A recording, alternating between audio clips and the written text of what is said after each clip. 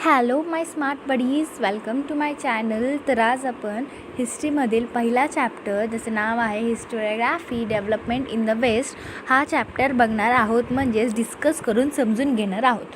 तर ह्या चॅप्टरमध्ये आपण 4 गोष्टी शिकणार आहोत, ज्याचे नाव आहे पहिलं tradition of historiography, second modern historiography, third development of scientific perspective in Europe and historiography आणि फोर्थ नोटेबल स्कॉलर्स. ह्या 4 गोष्टी आपण ह्या पूर्ण चॅप्टरमध्ये डिस्कस करणार आहोत. हा चॅप्टर खूप सिम्पल आहे, फक्त ह्याला समजून घेण्याची गरज आहे. तर हा चॅप्टर तुम्ही समजून घेतला की तुम्हाला खूप इझी वाटेल व त्याचे क्वेश्चनही फार काय अवघड नाही आहेत, खूपच सिम्पल आहेत. तुम्हाला या व्हिडिओच्या शेवटला ह्याचे क्वेश्चन आन्सर्सचे सोल्युशन मिळतील आणि तुम्हाला ह्या क्वेश्चन लर्निंग ट्रिक पण भेटतील दुसऱ्या व्हिडिओमध्ये. तर तुम्ही फक्त आम्हाला जुळत राहा. आणि तर चला सुरुवात करूया ह्या चॅप्टरला. Historical research, writing and studies are carried out with an object of understanding the chronology of the past events and their interconnection. This is a continuous process. आता इथं त्यांनी काय बोललं आहे, हिस्टॉरिकल रिसर्च जे आहे ते रायटिंग करायचं आणि स्टडीज करायचे ऑब्जेक्टिव्ह ते कॅरीड आउट करतं आणि ते कशाच्या बेसवर, क्रोनॉलॉजी पास्टच्या बेसवर त्याच्यात इंटरकनेक्शन आहे आणि ही कंटिन्यूस प्रोसेस आहे. हिस्ट्री कशी ही कंटिन्यूस प्रोसेस आहे, ह्याचा रिसर्च हे कंटिन्यू चालत असतं, आधी पण चालत होतं, आता पण चालत आहे, नंतर पण चालणार आहे, म्हणून हिला कंटिन्यूस प्रोसेसचं बोललं जातं. तर in the physical and natural sciences the empirical method that is laboratory method of experiments and observation is used to verify the available knowledge. तर ह्या फिजिकल अँड नॅचरल सायन्समध्ये एक मेथड आहे ज्याचं नाव आहे इम्पॅरिकल मेथड आणि ह्या मेथडला लॅबोरेटरी मेथड म्हणले जाते. आणि ही मेथड कशाची आहे, एक्सपेरिमेंट आणि ऑब्झर्वेशनची ही मेथड आहे. हे इम्पॅरिकल मेथडला लॅबोरेटरी मेथड असे बोलतात, हे लक्षात ठेवा, कारण हे म्हणजे क्वेश्चनच्या आन्सरमध्ये हे शब्द यूज होतील तर तेव्हा तुम्हाला ते समजेल. तर ही मेथड यूज कशामुळे केली जाते की ते व्हेरीफाय करायचं असतं, ते नॉलेज जे अवेलेबल आहे ते म्हणजे जे उपस्थित आहे ते नॉलेज त्याचे कन्फर्मेशन करण्यासाठी. The method allows formulating the laws remain true irrespective of the time and space. These laws can be tested and proved repeatedly. तर हे मेथड काय करतं, फॉर्म्युलेट करतं लॉला ते ट्रू राहण्यासाठी इरिस्पेक्टिव्ह टाईम आणि स्पेसमध्ये. आणि हे जे लॉज आहेत ते आपण टेस्ट करू शकतो रिपीटेडली, म्हणजे प्रूव्ह पण करू शकतो सारखं.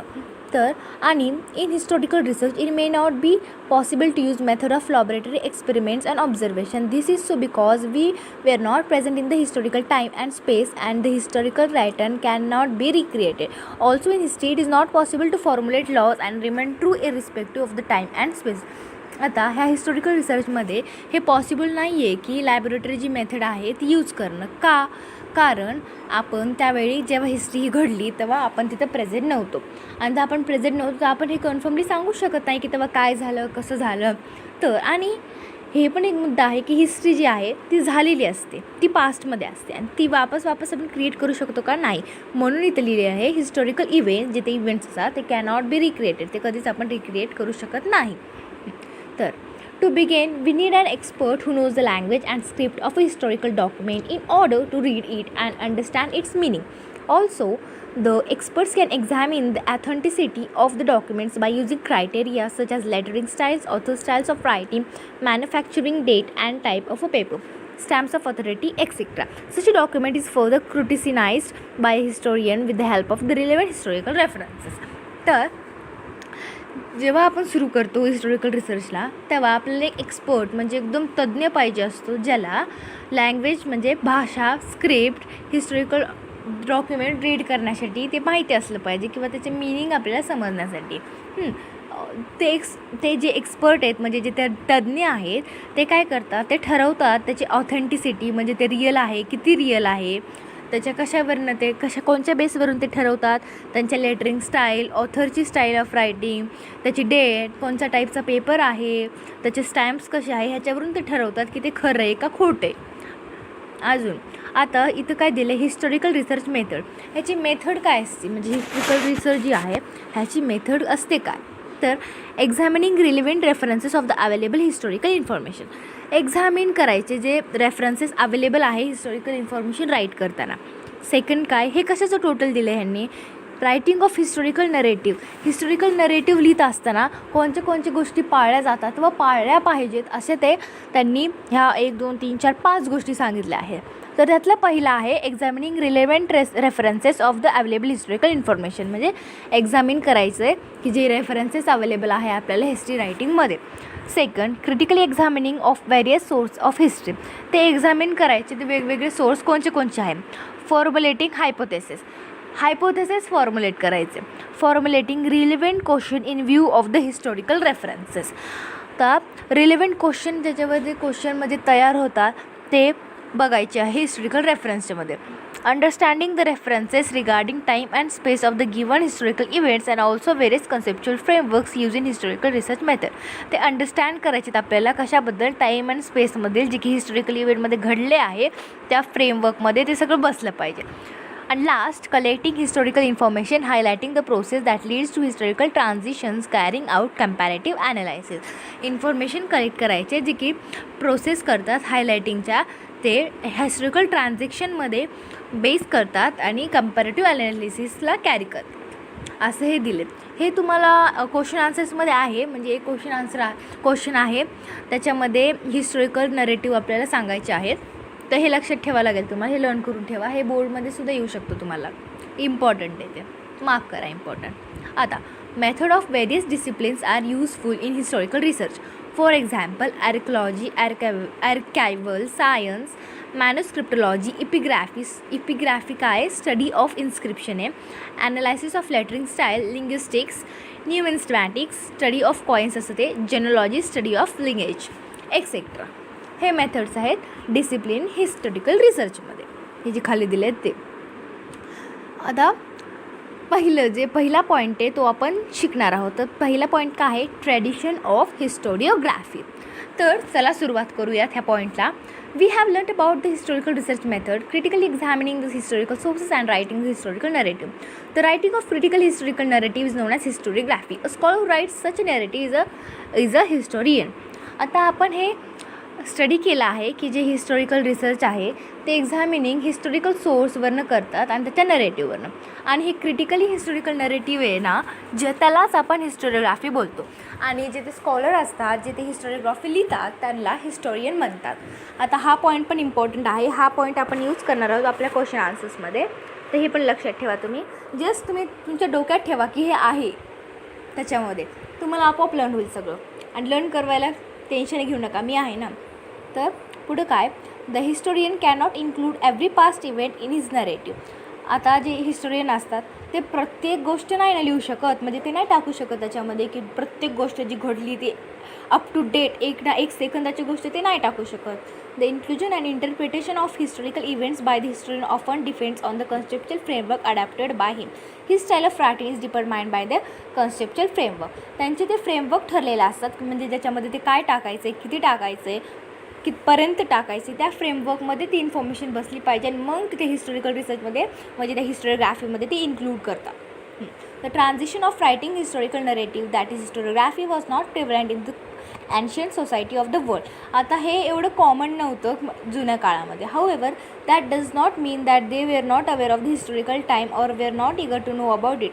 ह्याचा अर्थ असं होत नाही की ते म्हणजे त्यांना जागरूकता नव्हती हिस्ट्री रायटिंगबद्दल आणि त्यांना अशी उत्सुकता नव्हती की ते केव्हा काय घडलं ते, हे असं नाही आहे त्याचा अर्थ.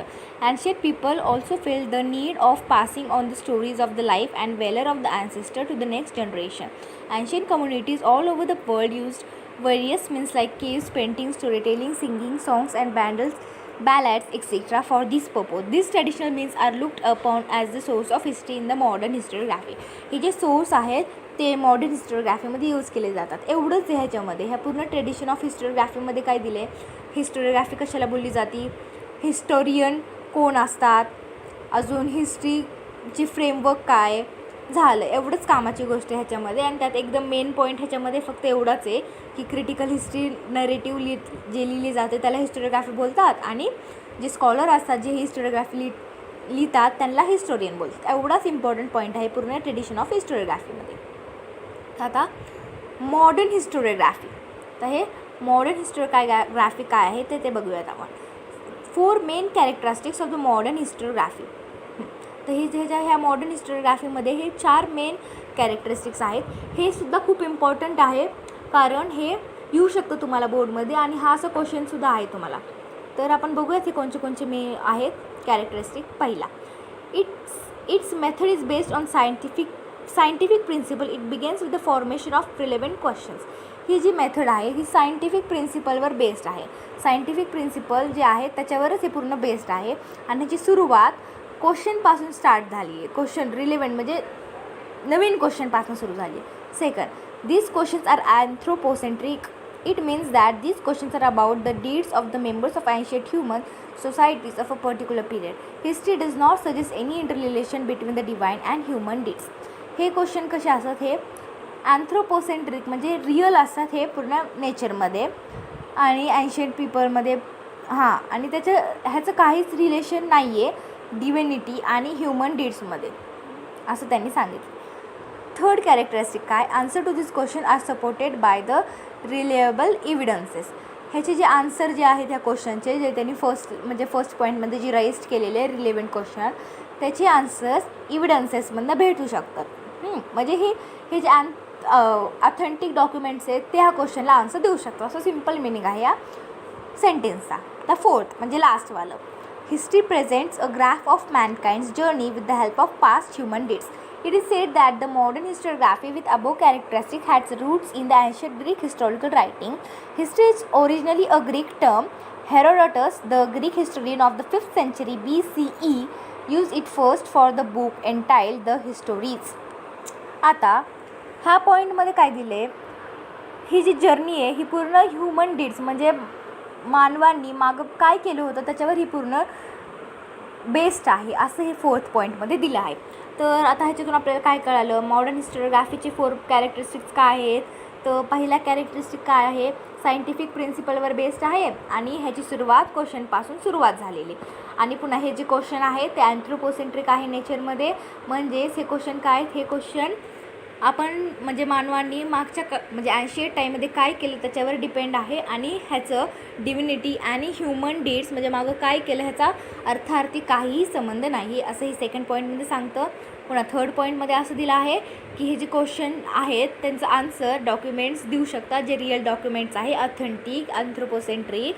आणि फोर्थ पॉईंट काय सांगतं की ही जी जर्नी आहे ह्युमन काइंडची ही पूर्ण त्याच्या मागच्या त्यांच्या ॲक्शनवर डिपेंड आहे. झालं. आणि तुम्ही हे हिरोडोटसची द हिस्टोरीज हे लिहिलेलं त्यांनी आहे, हे बुक आहे त्यांचं, हे लक्षात ठेवा. हे मॅच द कॉलममध्ये येऊ शकतं तुम्हाला. हिरोडोटसचं द हिस्ट्रीज, हिरोडोटसचं द हिस्ट्रीज. चल, आणि ते एक महत्त्वाचा पॉईंट राहिला आहे बरे आपल्याला डू यू नोमधील. तर हे इम्पॉर्टंट आहे, म्हणजे तुम्हाला असं येऊ शकतं की म्हणजे ही इमेज ही जी वरी इन्स्क्रिप्शनची जी इमेज दिली आहे ना ती येऊ शकते तुम्हाला. आणि ही इन्स्क्रिप्शनची इमेज कशाची आहे म्हणजे इमेजचा काय अर्थ आहे, काय आहे ते तुम्हाला विचारू शकतात. तर मग हे आपण बघूयात काय आहे. The earliest inscription in the Louvre museum. हे जे म्युझियम आहे लावरे म्युझियम त्याच्यामधली ही इन्स्क्रिप्शन आहे, त्याची इमेज आहे. The above picture shows and fragment of the earliest inscription. हे जे इमेज आहे ते फ्रॅगमेंट शो करतं इन्स्क्रिप्शनची जुन्या. A forward marching file of soldier. तिथं सोल्जरची फाईल दिसते तुम्हाला ते ह्याच्यामध्ये. होल्डिंग शिल्ड्स, त्यांनी शिल्ड्स धरलेल्या आहेत तिथं ते दिसलं आहे. The tradition of recording historical event can be traced back to Sumer civilisation in Mesopotamia. Names of Sumerian kings and the stories of battles fought by them have been preserved in various inscriptions. The earliest inscription shown above the dates back to 4500 BCE. It records a battle fought between two kingdoms. It is now displayed at the Louvre Museum in France. आता हे काय केले, दोन जे kingdom होते त्यांच्यामधली battle जे त्या इन्स्क्रिप्शनमध्ये ते दाखवतं. ते कोणत्या BCEमध्ये 4500च्या BCEमध्ये. आणि हे जे इन्स्क्रिप्शन आहे ते लावरे म्युझियममध्ये आहे आणि हे जे लावरे म्युझियम आहे ते फ्रान्समध्ये आहे. तर तुम्हाला 2022च्या बोर्डमध्ये म्हणजेच आत्ता झालेल्या बोर्ड एक्झाममध्ये लावरे म्युझियमचं म्हणजे शॉर्ट नोट आलं होतं. तर हे लक्षात ठेवा. काय आता ह्यावेळेस तर यायचे खूप कमी चान्सेस आहे कारण मागच्या वेळेसच आले ते. तरी लक्षात ठेवा आपल्याला रिस्क घ्यायची नाही आहे. तर आता थर्डवाला पॉईंट आहे development of scientific perspective in Europe and historiography. चला आता आपण हा थर्डवाला पॉईंट बघूया. Till the 18th century CE, Europe have achieved a remarkable progress in the fields of philosophy and science. Scholars by then had come to believe in the possibility of studying the social and historical truth by applying scientific methods. Now the philosophical discussion focused more and more on the objectivity in history and historiography. आता हे 18th सेंचुरीमध्ये हे जे achieve केलं remarkable progress हे philosophy and सायन्समध्ये हे जे scholars आहेत त्यांनी बिलीव्ह केलं पॉसिबिलिटी ऑफ स्टडिंगच्या पॉसिबिलिटीमध्ये त्यांनी बिलीव्ह केलं द सोशल अँड हिस्टॉरिकल ट्रूथवर आणि कशावर अप्लाय करून सायंटिफिक मेथडवर अप्लाय करून. आता जे फिलॉसॉफिकल डिस्कशन फोकस केलं होतं ते जास्तीत जास्त ऑब्जेक्टिव्हिटी केलेलं इन हिस्ट्रीमध्ये आणि हिस्टोरिओग्राफीमध्ये. आता हे 18th सेंचुरीमध्ये सगळे युरोपियन ते जे होते ते philosophical discuss revolving around divine फेनॉमेनामध्ये होते आणि gradually the scenario began to change. जे सिनारिओ होतं ते चेंज झालं आणि in 1737 CE the Göttingen university was founded in Germany. हे जे गोटिंजन युनिव्हर्सिटी आहे हे जर्मनीमध्ये फाउंड झालेलं आणि ही the university for the first time had an independent department of history. ही जी युनिव्हर्सिटी होती त्याला एक वेगळी त्यांची स्वतःची डिपार्टमेंट होती हिस्ट्रीची. आणि नंतर काही वेळानंतर लेटर जर्मन युनिव्हर्सिटी हे जी जर्मन युनिव्हर्सिटी होती ती सेंटर झाली हिस्टॉरिकल स्टडीजची. ही जी जर्मन युनिव्हर्सिटी होती ही सेंटर झाली कशाची सेंटर झाली हिस्टॉरिकल स्टडीजची सेंटर झाली. पुन्हा आता हे झालं थर्डमध्ये एवढंच होतं. थर्ड पॉईंट जे होतं ना development of scientific perspective in Europe and historiography त्याच्यामध्ये एवढंच होतं. त्याच्यात जास्त काही इम्पॉर्टंट आहे असं मला वाटत नाही म्हणजे माझ्या प्रमाणे. फक्त हे लक्षात ठेवा की गोटिंजन युनिव्हर्सिटी आहे ती जर्मनीमध्ये फाउंड झालेली आणि ही जी जर्मन युनिव्हर्सिटी होती ना ते हिस्टॉरिकल स्टडीचं सेंटर बनलं होतं. झालं एवढंच ठीक आहे ह्याच्यात एवढंच. आता फोर्थ पॉईंट म्हणजे आपला लास्ट पॉईंट लेसनचा नोटेबल स्कॉलर्स. तर नोटेबल स्कॉलर्स आपण बघणार आहोत लास्ट पॉईंट ह्या पूर्ण लेसनचा. तर काय ह्याच्यामध्ये तर त्याला बघूयात. The contribution of many scholars are important in the development of historiography. हे जे कॉन्ट्रीब्युशन असतं प्रत्येक स्कॉलरचं खूप इम्पॉर्टंट असतं हिस्टोरिओग्राफी डेव्हलप करण्यामध्ये. Let us have look at the contribution of the few notable scholars. आता चला आपण बघूयात काही नोटेबल स्कॉलरचे ज्यांनी काय काय केले म्हणजे त्यांचं काय इम्पॉर्टन्स आहे. तर ह्याची सुरुवात कुठे तर पहिलं जे आहे स्कॉलर आपला नोटेबल स्कॉलर तो आहे रेने डिस्कार्ड्स. तो हा जो तर रेने डिस्कार्ड्सबद्दल आपण आता बघणार आहोत. हा इथं त्याचा पिक्चर दिला आहे असा दिसत होता तो रेने डिस्कार्ड्स. तर त्याचं डिस्क्रिप्शन आपण बघूयात. Rene Descartes was the foremost among the scholars who insisted on verifying the reliability of historical documents by critically examining them. Among the rules given by him in his book Discourse on the Matter, the following is supposed to have great impact on the scientific method of research: never to accept anything for true till all grounds of doubts are excluded. आता हे जे Renee डिस्कार्ड्स होतं हा एकदम चांगला scholars होतो. त्यांनीच फक्त इन्सिस्ट केलं म्हणजे सांगितलं की आपल्याला ते व्हेरीफाय केलं पाहिजे म्हणजे ती डॉक्युमेंट्स किती रिअल आहे हे त्याने सांगितलं. आणि त्याचे भरपूर रूल्स होते जे की त्यांनी बुकमध्ये दिले त्यांनी आणि त्या बुकचं नाव होतं डिस्कर्स ऑन द मेथड्स. आता तुम्ही हे लक्षात ठेवा की डिस्कर्स ऑन द मेथड ही बुक रेने डिस्कार्ड्सनी लिहिलं आहे. कुणी लिहिलं आहे रेने डिस्कार्ड्सनी. Discourse on the method book ही बुक लिहिली आहे René Descartes discourse on the method. René Descartes discourse on the method. हे बघा तुम्ही रायमिंग लावू शकता डिस्कार्ड्स डिस्कर्स असं रायमिंग लावू शकता. हे तुम्हाला मॅच द कॉलममध्ये येऊ शकतं म्हणून हे तुम्ही इम्पॉर्टंट मार्क करून ठेवा. आणि त्यांनी काय सांगितलं आहे की आपण हे कधीच ॲक्सेप्ट करायचं नसतं कोणतीच गोष्ट जोपर्यंत आपले पूर्ण जे डाऊट्स आहेत जी आपली शंका आहेत ते आपले क्लिअर होत नाही तोपर्यंत. ह्याचं पण शॉर्ट नोट तुम्हाला येऊ शकतं रेने डिस्कार्ड्सबद्दल. असे नोटेबल स्कॉलरची फक्त तुम्ही थोडी माहिती ठेवा लक्षात ठेवा फक्त आणि तुम्ही तुमच्या ओन लँग्वेजमध्ये तर तुम्ही ते लिहू शकता. आता हे second Voltaire.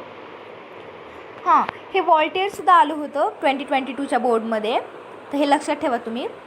वॉल्टेअर्स original name was फ्रँक्वाईस मॅरी ॲरोवेट. आता हे जे वॉल्टेअर होती त्याचे नाव काय होते फ्रँक्वाईस मॅरी ॲरोवेट. ही वॉज फ्रेंच म्हणजे तो फ्रेंचमधला होता. ही opinion that along with objective truth and chronology of historical events considering social tradition trade economy agriculture etcetera was also equally important in historiography. It gave rise to the thought that understanding all aspects of human life is important for history writing. Thus it is said that Voltaire was the founder of modern historiography. आता ह्याच्यामध्ये ह्यांनी काय दिलं आहे वॉल्टरचे जे खरे नाव आहे ते फ्रँक्वाईस मॅरी एरोवेट आहे, हे तुम्ही लक्षात ठेवा. तो फ्रेंचमधला होता. त्यांनी काय सांगितलं, ऑब्जेक्टिव्ह ट्रूथ जे आहे ते क्रोनॉलॉजिकल हिस्टरी इव्हेंट्समध्ये डिपेंडेड आहे, ट्रेडिशन, ट्रेड, इकॉनॉमी, ॲग्रिकल्चर, आणि तसेच ते इम्पॉर्टंट इक्वली आहे हिस्टोरिओग्राफीमध्ये. आणि ह्याच्यातून म्हणजे ह्याच्यामुळंच असं म्हणलं जातं की Voltaire was the founder of modern historiography. आता ही फिल इन द ब्लॅक्समध्ये तुम्हाला येऊ शकतं, dash dash was the founder of modern historiography आणि ऑप्शन्स, त्याच्यामध्ये ऑप्शन्स येऊ शकतात असे रेने डिस्कार्ट्स, वॉल्टियर, जॉर्ज वेलहेम फ्रायराइट हेगल असे ऑप्शन्स येऊ शकतात. आता तुम्हाला काय चूज करायचे, वॉल्टेअर. हे तुम्हाला बुकमध्ये फिल इन द ब्लँक्समध्ये पण आहे क्वेश्चन आन्सर्समध्ये, वॉल्टेअर आन्सर आहे त्याचं. आत्ताच सांगते मी तुम्हाला. तर आता कोणचं आहे, जॉर्ज वेलहेम फ्रायराइट हेगल. तर हे थर्डवालं आहे वाटतं आपलं, हां थर्डवाला नोटेबल स्कॉलर्स आहे. तर चला बघू ह्यांनी काय केलं आहे. तर हे Hegel was a German philosopher. हा जे हॅगल होता हे एक जर्मन फिलॉसॉफर होता. He insisted that the historical reality should be presented in logical manner. त्यांनी सांगितलं की जी हिस्ट्री आहे ते लॉजिकल मॅनरमध्ये प्रेझेंट केली पाहिजे. To him the time of historical events was indicative of progress. He also thought that the presentation of history is born to change over time as new. Evidences would come forth with Hegel's philosophy. Many scholars were convinced that the historical methods were not of lesser quality, though they differed from scientific methods. The collection of his lectures and books is published in his book entitled named as Encyclopedia of Philosophical Science. His book Reasons in History is well known. आता George वेलहेम फ्रायराइट हेगलनीच इथं ते mention केलं नाही आहे, त्यांनीच डायलॅक्टिक्स ही concept काढली होती. हे तुम्हाला शॉर्ट नोट म्हणून पण आहे. तर ते ह्या कन्सेप्टमध्ये आले होते आणि त्यांनी काय सांगितलं होतं, त्याच्यात प्रत्येक ह्याची टाईमलाईन असली पाहिजे. म्हणजे कसं लिहिलं पाहिजे, कसं असलं पाहिजे, सगळं सायंटिफिक मेथडवर कसं बेस असलं पाहिजे असं ह्यांनी लिहिलं आहे. ह्यांचं काही जास्त डिस्क्रिप्शन दिलं नाही आहे, फक्त तुम्हाला ह्याच्यात लक्षात ठेवायचं आहे की त्याची बुक एन्सायक्लोपीडिक ऑफ फिलॉसॉफिकल सायन्स असं आहे आणि reason in history he book well non आहे. तर हे आहेत आपले जॉर्ज वेलहेम फ्रायराइट हेगल. हे नोटेबल स्कॉलरमधले एक आहे. तुम्हाला चार्ट येऊ शकतो की म्हणजे नोटेबल स्कॉलर कोणचे तर तुम्ही सहज लिहू शकतात की जॉर्ज वेलहेम फ्रायराइट हेगल, रेने डिस्कार्ट्स, वॉल्टियर असे भरपूर आहेत.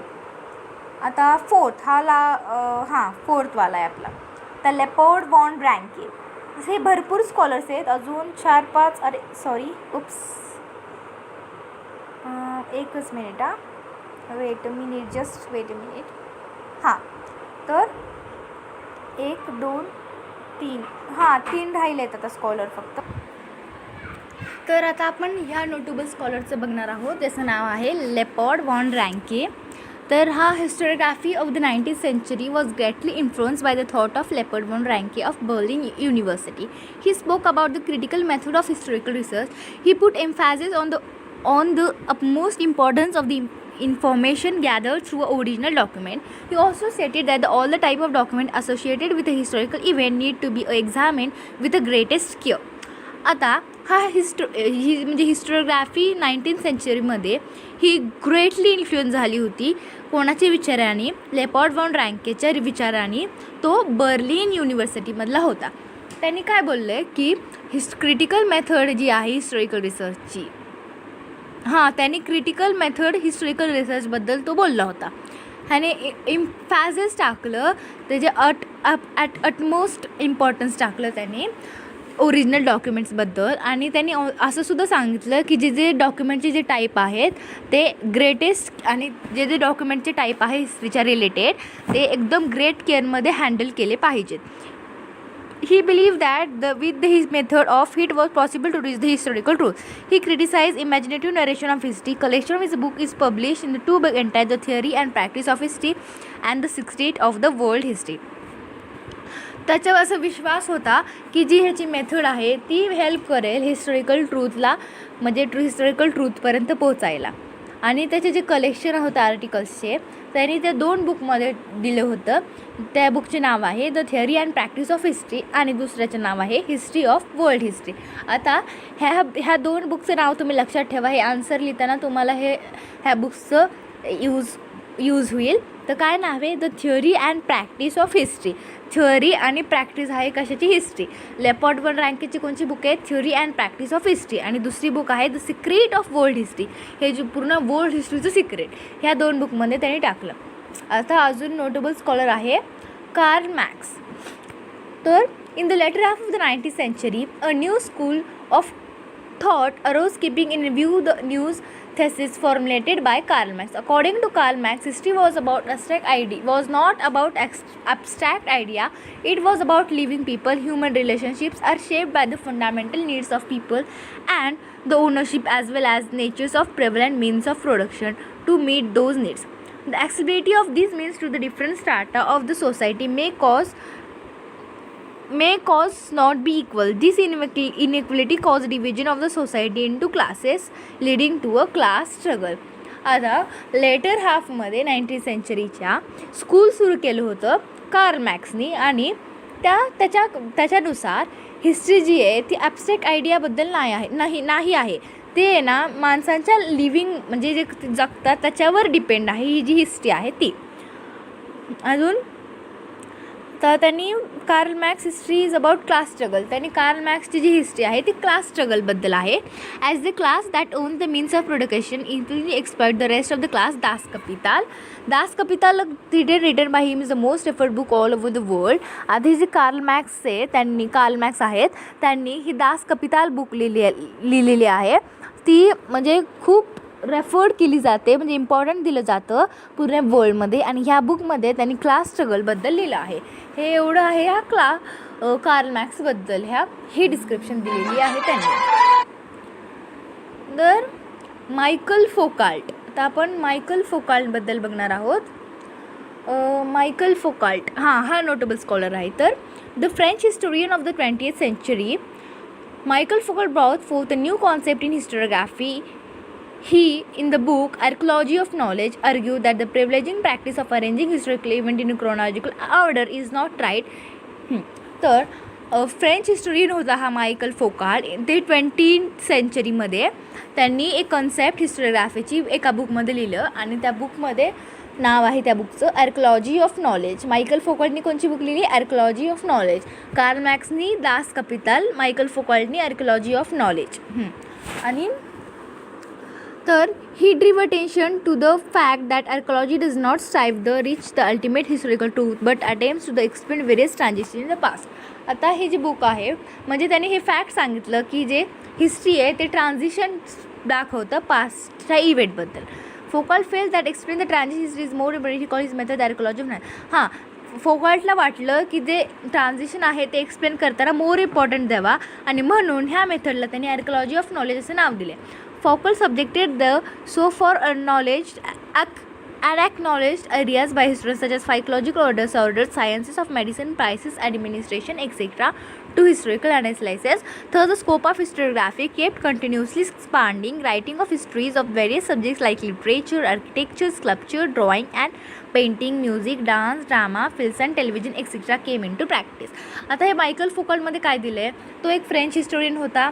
त्याने एक बुक लिहिली ज्याचं नाव होतं आर्किओलॉजी ऑफ नॉलेज. त्यांनी त्याचे थॉट त्याच्यामध्ये टाकले. त्यांनी हा फॅक्ट सांगितला की हिस्ट्री जी आहे ती हिस्ट्री जे ट्रान्झिशनवर पास्ट ट्रान्झिशन दाखवतं म्हणून त्यांनी ह्या बुकला आर्किओलॉजी ऑफ नॉलेज हे नाव दिलं. एवढंच आहे या मायकल फोकाल्टच्या डिस्क्रिप्शनमध्ये. आता आपण बघणार आहोत ॲन्युअल स्कूल. आता ॲन्युअल स्कूल काय आहे ते आपण बघणार आहोत. At the onset of the 20th century, a new school of historiography arose in France which is known as annual school.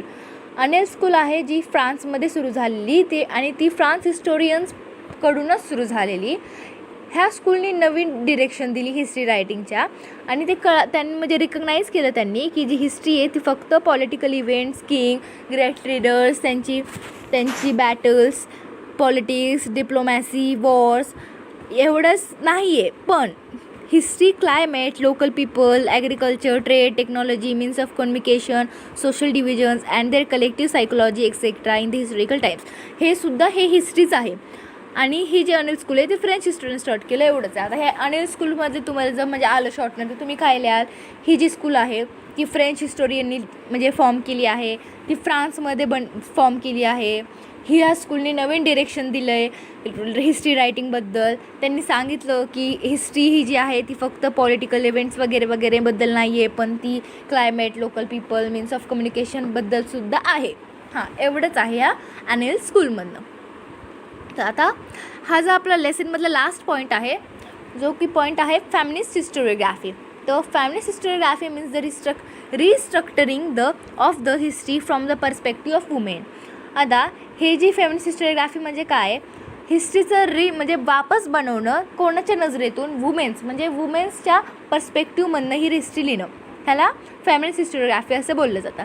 The writing of Simone de Beauvoir, म्हणजे ही जी मुलगी बाई आहे जिचं नाव आहे Simone de Beauvoir, help in establishing the fundamental of feminism, ह्यांनी हेल्प केलं फेमिनिझम एस्टॅब्लिश करताना. ती फ्रेंचमधली होती. The feminist historiography emphasizes not only in the inclusion of the women in history but also on the rethinking of the male dominative perspective of history. आधी जे होतं ते मेल डॉमिनेटिव्ह पर्स्पेक्टिव्हला जास्त इम्पॉर्टन्स होतं, पण तिने असं भाग पाडलं थिंक करायला की फिमेलची जी हे आहे हिस्टोरियोग्राफी आहे ती पण त्याच्यामध्ये इन्क्लूड करावी असं तिने हे केलं. It drew historical research to the focus in depth of various aspect.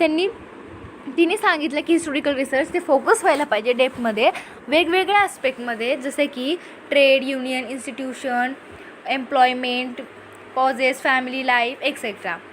हे तिने सांगितलं. In the historical writing after 1990 womens were portrayed as an independent social class.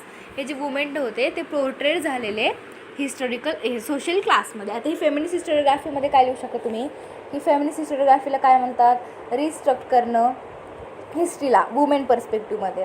आणि हे जे रायटिंग जे सिमोना दे बेव्हॉइरची रायटिंग आहे ती फेमिनिझमला तिने हे केलं, हेल्प केलं, आणि ती फ्रेंचमधली होती. अजून आधी त्या खूप मोठं डॉमिनेशन होतं मेल पर्स्पेक्टिव्हच्या फेमिनिस्ट हिस्टोरियोग्राफीमध्ये, पण फिमेल हिस्टोरियोग्राफीसुद्धा त्याच्यामध्ये इन्क्लूड व्हायला पाहिजे असं ते झालं. आणि मग फेमिनिस्ट हिस्टोरियोग्राफी पण इन्क्लूड झाली आणि त्या ह्याच्यामध्ये व्हेरियस सिच्युएशन ते बायांच्या टाकल्या पाहिजे, जसे की एम्प्लॉयमेंट, फॅमिली लाईफ, अशा ह्या गोष्टी त्याच्यामध्ये ॲड केलं पाहिजे असं त्यांनी सांगितलं. झालं, हा होता आपला लेसन हिस्टोरियोग्राफी. आता तुम्हाला वाटलंच असेल हा एकदम सिम्पल लेसन आहे, तर इथंच हा आपला लेसन संपला आहे. इथे ह्याचे क्वेश्चन आन्सर्स आहे, तर तुम्हाला हे क्वेश्चन आन्सर्स मिळतीलच आता पुढं, तुम्ही ते बघून नोट डाऊन करून घ्या. तर इथंच मी तुम्हाला सांगते बघा. फर्स्टचा ऑप्शन आहे, it may be said that dash dash was the founder of modern historiography. बघा मी तुम्हाला वरी सांगितलं होतं की व्हॉल्टेर आहे फाउंडर. पुन्हा dash dash was wrote book later archaeology of knowledge कोणी लिहिलं आहे, आर्किओलॉजी ऑफ नॉलेज लिहिलं आहे मायकल फोकाल्टनी. बहुतेक मायकल फोकाल्ट का व्हॉल्टेर, ह्या दोन्हीमध्ये बहुत हा व्हॉल्टेरने लिहिलं आहे archaeology of knowledge.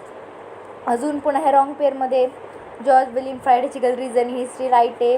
लेपॉर्ड von Ranke the theory and practice of history write आहे. द हिरोडोटस द हिस्टोरीज लक्षात ठेवलं आपण, हिरोडोटस हिस्ट्रीज हे पण राईट आहे. Karl Marx discourse on the method नाही, कार्ल मॅक्सचं काय दास कपिताल. बघा इथं डायलॅक्टिक्स दिलं आहे अनेल स्कूल वरीच आपण शिकलो आहे डायलॅक्टिक्स हे. जॉर्ज विलियम फ्राईड राईस हेगलनी दिलं आहे. बघा इथं नोटेबल स्कॉलर्स इन युरोपमधले नोटेबल स्कॉलर्स जसे की रेने डेस्कार्टस, अजून Voltaire, George William Friedrich, Hegel, Karl Marx हे जे नोटेबल स्कॉलर आहेत ते तुम्ही ह्याच्यात इन्क्लूड करू शकता. तर हा चॅप्टर एकदम सिम्पल होता असं मला वाटतं. तर तुम्हाला आन्सर क्वेश्चन भेटतील, हे आन्सर क्वेश्चन लर्न करण्याची ट्रिकसुद्धा भेटेल. तर चला आतासाठी बाय. पुढचा लेसन आपण लवकरात लवकर शिकूयात. तर thank you for watching our video and bye.